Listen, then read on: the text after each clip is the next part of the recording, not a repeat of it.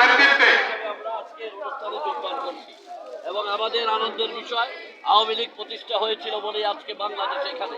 আওয়ামী লীগ প্রতিষ্ঠিত হয়েছিল বলেই বাংলার স্বাধীনতা বাঙালি হিসাবে সারা পরিচয় দিতে পারছি। সেই আনন্দে আজকের এই র্যালিতে বৃষ্টি ঝড় যাই থাকুক আমরা সবসময় আওয়ামী লীগের পাশে আছি।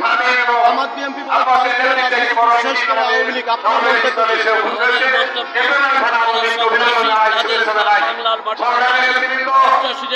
জনগণ